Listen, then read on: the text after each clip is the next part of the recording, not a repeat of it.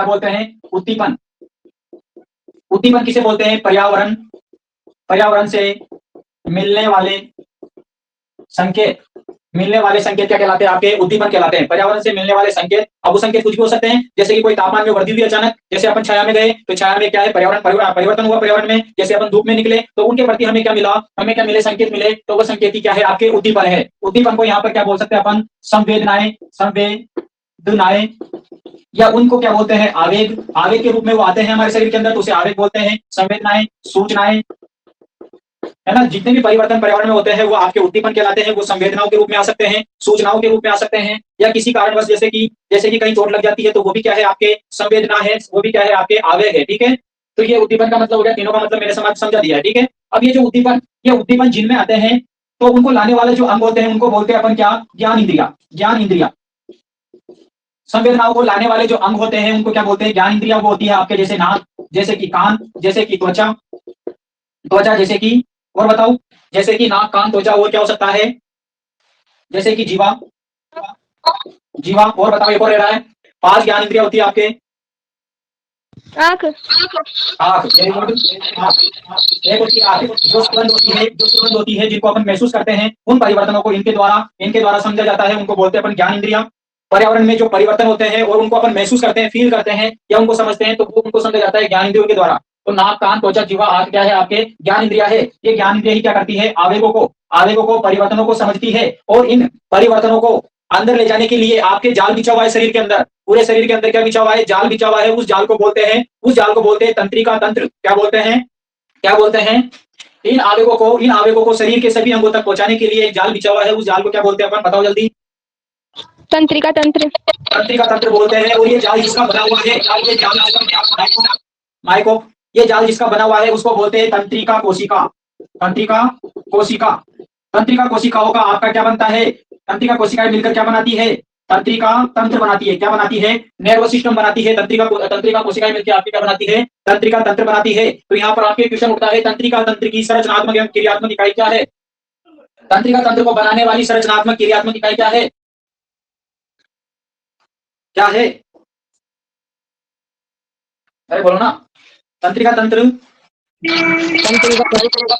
तंत्रिका कोशिका। तंत्रिका कोशिका का अन्य नाम मिलता है यहाँ पर न्यूरॉन। न्यूरॉन इसको बोलते हैं इंग्लिश में न्यूरॉन सेल। आपके कोशिका है, शरीर पूरी कोशिकाओं से मिलकर बना हुआ है। कोशिकाओं की संरचना अलग अलग हो सकती है, वर्ताकार, आयताकार या गोलाकार, या आपके किसी भी आकार की हो सकती है। उसमें से एक और आकार है आपके आपके यहाँ पर आकार है कौन सा आकार है? इसको बोलते हैं अपन, इस आकार को, जैसे ये कोशिका है ना आपके, तो ये है शाखान्वित आकार। शाखान्वित, शाखाओं के रूप में, शाखा है ये, शाखाओं के रूप में होता है आपके तंत्रिका। जो तंत्रिका कोशिका की जो संरचना है वो किसके आकार में है? शाखान्वित रूप में। ठीक है ना, ये भी क्या है? कोशिका ही है, कोशिका की संरचना है ये। तो अपन बात करेंगे यहाँ पर तंत्रिका कोशिका की। तो मैं देखो बात क्या कर रहे थे अपन, इसको शॉर्ट में समझते हैं। और यहाँ पर जो आवेग है या इनको बोलते हैं उद्दीपन। उद्दीपन, उद्दीपनों को शरीर के अंदर कौन लेके जाते हैं? संवेदी अंग। कौन लेके जाते हैं? संवेदी अंग। और इन संवेदी अंगों को ले जाने का कार्य करता है आपके संवेदी तंत्रिका कोशिका। संवेदी तंत्रिका कोशिका क्या करती है? इन संवेदनाओं को ले जाने का कार्य करती है। और कहाँ ले जाती है? तो ये लेके जाती है आपके केंद्रीय तंत्रिका तंत्र में। 2 प्रकार के तंत्र होते हैं आपके, केंद्रीय तंत्रिका तंत्र और परिधीय तंत्रिका तंत्र। ठीक है ना, तो केंद्रीय तंत्रिका तंत्र जिनसे मिलकर बना होता है उसको बोलते हैं अपन मस्तिष्क और मेरुरज्जु। केंद्रीय तंत्रिका तंत्र जिनसे मिलकर बना होता है उसको बोलते हैं मस्तिष्क और मेरुरज्जु। यहाँ पर जो संवेदनाओं को लाने वाली कोशिका कौन सी होती है? संवेदी कोशिका। कौन सी होती है? पर्यावरण से आवेगों को उद्दीपनों को लाने वाली कोशिका का नाम क्या है? संवेदी तंत्रिका कोशिका। याद रखना, संवेदी तंत्रिका कोशिका क्या करती है? आपके कहाँ पे लेके आती है संवेदनाओं को? केंद्रीय तंत्रिका तंत्र में, मस्तिष्क तक या मेरुरज्जु तक लेके आती है। फिर मस्तिष्क या मेरुरज्जु से आपके जो क्रियान्वित अंग होता है, क्रिया करने वाला कोई अंग जहां पर ये संवेदना आने के बाद लेके गई, तो उन ले जाने वाली तंत्रिका कोशिका को बोलते हैं प्रेरक तंत्रिका तंत्र। सॉरी, प्रेरक तंत्रिका कोशिका। प्रेरक तंत्रिका कोशिका, ये 2 तंत्रिका कोशिका हो गई, संवेदी तंत्रिका कोशिका, प्रेरक तंत्रिका कोशिका। ये तो क्या करेगी? संवेदनाओं को लेके आएगी। कहां पे लेके आएगी? तो उस चाप को बोलते हैं, बीच बीच में चाप होते हैं आपके, उनको बोलते हैं प्रतिवर्ती चाप। प्रतिवर्ती चाप, ठीक है। और ये प्रतिवर्ती चाप ही लेके आते हैं आपके मस्तिष्क या मेरुरज्जु तक। इसको अपन यहाँ पर लिख सकते हैं प्रतिवर्ती चाप को। और ये लेके आते हैं आपके कहाँ, मस्तिष्क या मेरुरज्जु, और इसको बोलते हैं अपन केंद्रीय तंत्रिका तंत्र। अब इसके बाद समझो, ये केंद्रीय तंत्रिका तंत्र आपके क्या लेके आए, प्रेरक तंत्रिका कोशिका क्या करेगी, क्रियाओं को ले जाएगी और ये क्रिया करने वाले अंग तक ले जाएगी, ठीक है। और ले जाने के बाद यहाँ पर एक और होती है आपके संवेदी, ये संवेदी तंत्रिका कोशिका और प्रेरक तंत्रिका कोशिका को जोड़ने वाली इकाई को बोलते हैं क्या, मिश्रित कोशिका, मिश्रित तंत्रिका कोशिका। 3 कोशिकाएं होती है, इसको अपन ऐसे समझ सकते हैं, देखना भी। तंत्रिका कोशिका के प्रकार, तंत्रिका कोशिका के प्रकार कितने होते हैं, 3 होते हैं। पहला है संवेदी तंत्रिका कोशिका, दूसरा है प्रेरक तंत्रिका कोशिका और तीसरा है मिश्रित तंत्रिका कोशिका। 3 प्रकार की आपके तंत्रिका कोशिकाएं होती है। संवेदनाओं को, उद्दीपनों को लाने वाली जो कोशिका होती है उसको बोलते हैं अपन संवेदी तंत्रिका कोशिका। यह क्या करती है, आवेगों को लाती है, आवेगों को पर्यावरण से लाती है। उसके बाद आवेगों को अंगों तक ले जाती है। कौन ले जाती है, प्रेरक तंत्रिका कोशिका। और आपके संवेदी कोशिका और प्रेरक कोशिका के बीच में संधि बनाने वाली कोशिका कौन सी है, आपके मिश्रित तंत्रिका कोशिका। कौन सी है, मिश्रित तंत्रिका कोशिका। और यही मिलकर किसका निर्माण करते हैं, प्रतिवर्ती चाप का निर्माण करते हैं। प्रतिवर्ती चाप आपके शरीर में जगह जगह पर प्रतिवर्ती चाप पाए जाते हैं, जो क्या करते हैं, किसी भी होने वाली अनुक्रिया के प्रति तीव्रता के साथ अनुक्रिया करते हैं। जैसे उदाहरण के तौर पे समझो, जैसे आप कहीं जा रहे हो, जाने के बाद आपके कहीं पैर में क्या लग गया, कांटा लग गया तो वो क्या आ गया, आपके उस कांटा क्या है, आपके उद्दीपन है। क्या है, उद्दीपन है, संवेदनाएं हैं। तुरंत कांटा लगने के बाद आपके वो संवेदनाएं आने के बाद वो कहां जाएगी, उनको लेके कौन जाता है, संवेदी तंत्रिका कोशिका। कौन लेके जाता है उन आवेगों को, कांटा लगा पैर में और पैर में कांटा लगने के बाद वो सूचना, वो आवेग, वो आपके संवेदनाएं कौन लेके जाएगा, संवेदी तंत्रिका कोशिका लेके जाती है। कहां लेके जाती है, बीच बीच में आपके प्रतिवर्ती चाप पाए जाते हैं, वहां पर ये लेके जाएगी। तो ये लेके आएगी कहां पर, आपके प्रतिवर्ती चाप में। वहां लाने के बाद आप आपके मतलब एक और कोशिका जुड़ी होती है, जिसको बोलते हैं प्रेरक तंत्रिका कोशिका। जैसे कि पैर में कांटा लगा तो आप पैर हटाओगे, तो पैर हटाने के लिए क्या करोगे, आप क्रिया करोगे। तो वहां पर पाई जाती है आपके मांसपेशियां।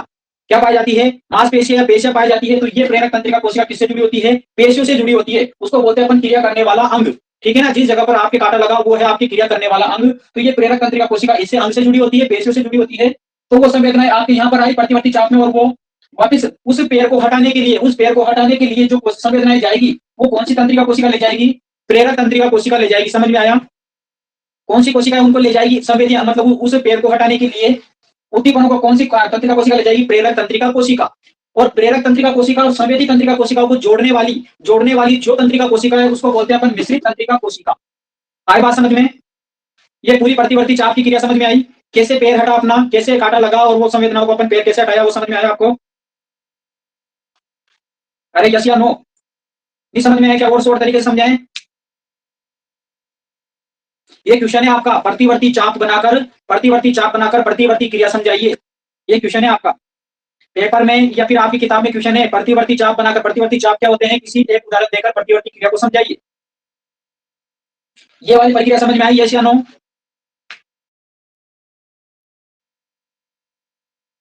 जैसे दूसरा उदाहरण देखते हैं अपन, एक और उदाहरण समझो। जैसे कि इस वाले को मैं दूसरे उदाहरण से समझाता हूं आपको। पहले तो ये बताओ तंत्रिका कोशिका कितने प्रकार की होती है, तंत्रिका कोशिका कितने प्रकार की होती है, 3 प्रकार की होती है। संवेदी तंत्रिका कोशिका, प्रेरक तंत्रिका कोशिका और मिश्रित तंत्रिका कोशिका।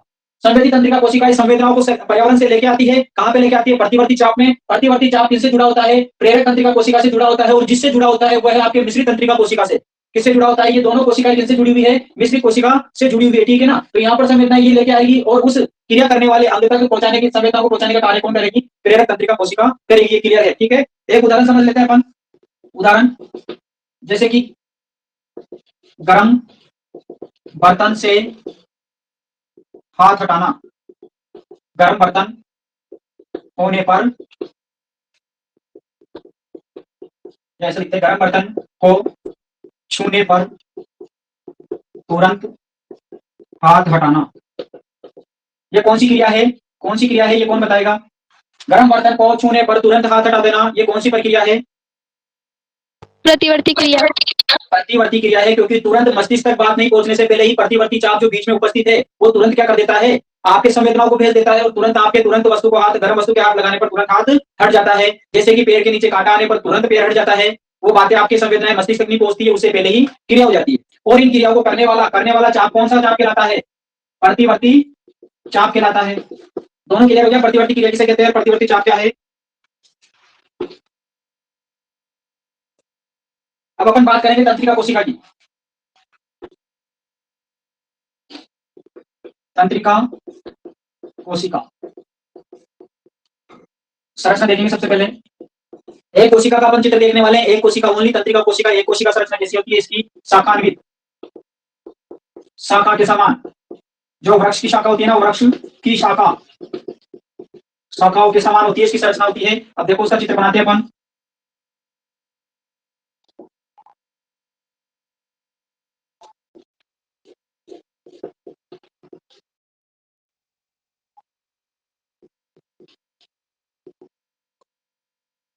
अब इसको समझो, यहाँ पर बीच में होता है ये कोशिका है, ऐसी कोशिकाएं होती है। इस कोशिका की संरचना किसके आकार के समान है? शाखान्वित मतलब शाखा के आकार के समान है। और यहाँ पर ये आगे आपके ध्रुव जिनको बोलते हैं अपन, ध्रुव ऐसे शाखान्वित निकली होती है, जैसे वृक्ष की शाखाएं हो ऐसे निकली होती है।